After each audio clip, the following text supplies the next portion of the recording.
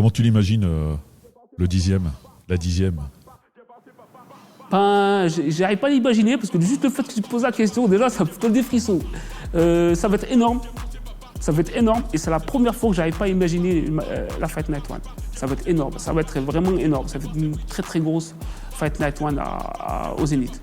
Ça va rester dans les annales, je pense. Et donc voilà, donc il faut y être.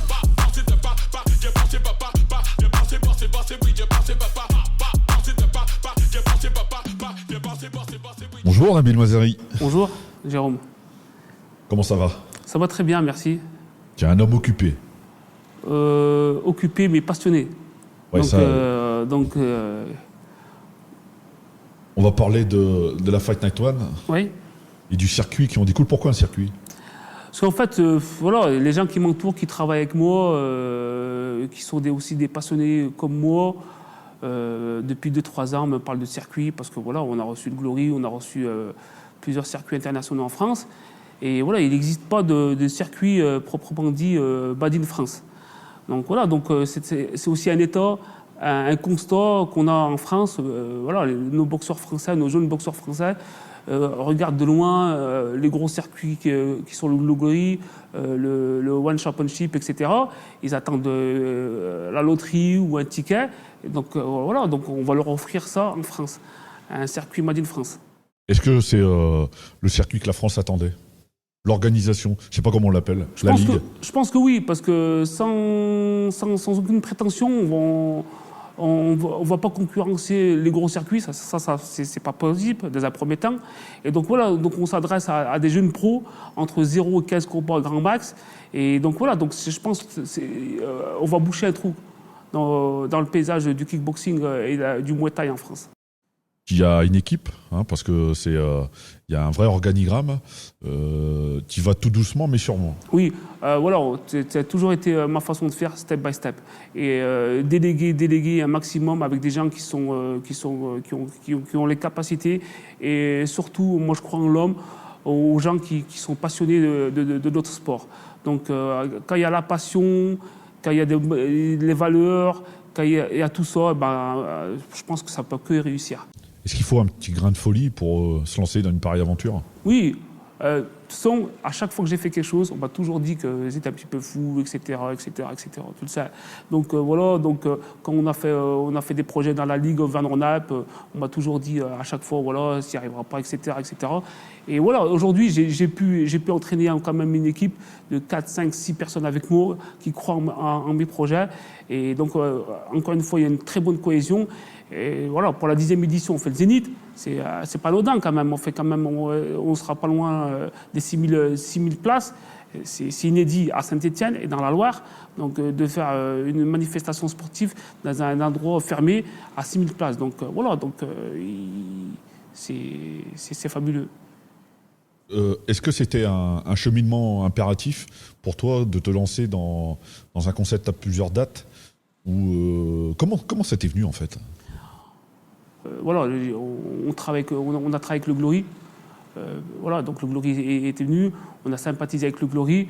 Et forcément, le fait d'un petit peu être dans les coulisses du Glory, etc., voilà, je me suis posé la question, pourquoi pas nous? C'est ma phrase fétiche, pourquoi eux, pourquoi pas nous?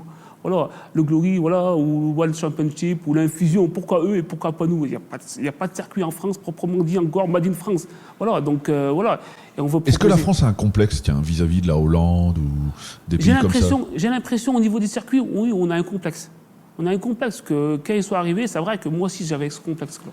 Quand tu vois arriver les Hollandais, pour pas les citer, les grands noms, les organisateurs, etc., tu te dis, ouais, c'est la Champions League du kickboxing, du K1. Et quand tu vois que certains de nos boxeurs vont au Glory et réussissent au Glory, et donc voilà, donc tu te dis, pourquoi on fait pas un circuit nous-mêmes? Dans quelques temps, on pourra peut-être aller à l'étranger aussi. Et pourquoi pas chez eux aussi? Organiser la Fight Night One chez eux. Donc, il y a des projets. On va revenir sur le 10e opus. Est-ce que quand tu as fait la première édition de la Fight Night One, tu t'es dit un jour je ferai le Zénith? Ouais. C'est vrai? Ouais. Et j'ai encore mais je suis pas surpris que tu me répondes ça, ouais, en fait. Et j'ai encore des idées dans la tête. et que je peux pas en parler tout de suite parce que les gens ils vont vraiment me prendre pour un fou, ils vont m'envoyer des docteurs chez moi. Mais voilà, aujourd'hui la première fois, je me rappelle, on a fait la Fight Night One. À l'époque, j'étais avec Larbi Moumen et on a fait 375 entrées et on avait perdu de l'argent. Et le fait qu'on ait fait le palais de spectacle, on a un parking commun avec le Zénith. Je suis sorti à 2h du matin de la soirée et j'ai regardé le Zénith et j'ai dit à mon fils, un jour on ira au Zénith. Alors la 10e, c'est la fin d'une première décennie, le début d'une autre, avec ce circuit qui va se mettre en place petit à petit. Qu'est-ce qui fait que Nabil Mazari réussit ce qu'il entreprend ? Je vais encore le dire une fois, c'est la passion. C'est la passion et aussi c'est la sagesse, parce que dans tout ce que je fais, je laisse rien au hasard. Il faut être pondéré. Il faut être pondéré, il ne faut rien laisser au hasard, parce que c'est la passion, mais ce n'est pas un jeu aussi. C'est pas un jeu. Donc il faut pas s'amuser avec ça. Donc il y a plein d'aspects qui rentrent en compte, la logistique, la communication, le financier, etc. Donc il faut être sérieux, quoi. Il faut vraiment être sérieux. Et il faut prendre des gens compétents. On peut pas faire du bricolage. Moi, il y a des choses que je sais pas faire, comme la communication, comme l'administratif, il y a certaines choses que je peux pas faire. Donc je prends des gens qui savent faire. Comme ça, je suis carré. Le matchmaking, j'aime faire ça, mais aujourd'hui, le matchmaking, ça me prend beaucoup de temps. Donc, je délègue. J'ai toujours un œil dessus, mais je délègue. Donc voilà, donc, je m'occupe d'autres choses, de superviser certains départements, mais voilà, il faut du recul, il faut de l'expérience pour arriver à cette maturité. Alors, c'est structuré, c'est réfléchi. Tu feras pas n'importe quoi. T'attends quoi des acteurs, des boxeurs qui vont combattre à la Fight Night One ? Qu'ils adhèrent un petit peu à l'éthique de la Fight Night One. J'ai pas envie d'être trop méchant, mais voilà, aujourd'hui, il y a des boxeurs qui seront bons, qui seront très très bons, qui rentreront pas à la Fight Night One ou qui rentreront qu'une seule fois, parce que voilà, aujourd'hui, on a une image. Surtout, je suis président de ligue, je représente aussi la FFK-MDA aussi. La FFK-MDA a fait un énorme travail à travers notre président Nadir Louache pour qu'on soit reconnu sport de haut niveau. Donc, en aucun cas, je mettrai en péril tout ce travail fait par la ligue, par les ligues en France et par la fédération. Donc là, il y a des comportements à avoir sur le ring et hors le ring. Donc c'est vrai que les réseaux sociaux seront surveillés et que voilà, si les boxeurs et les boxeuses n'adhèrent pas à ça, à cette éthique, ben forcément ils seront sortis du circuit.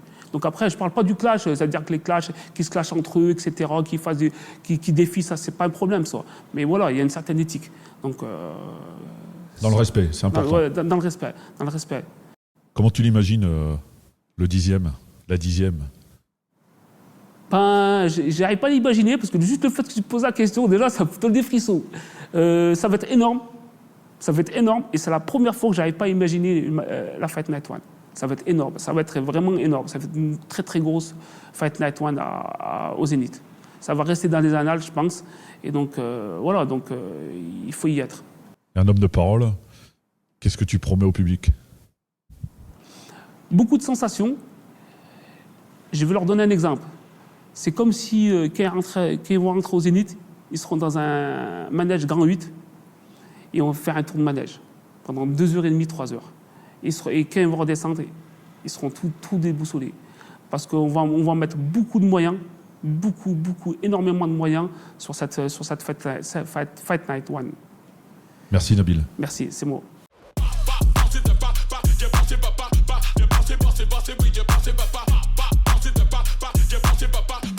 C'est bon, c'est bon, c'est bon,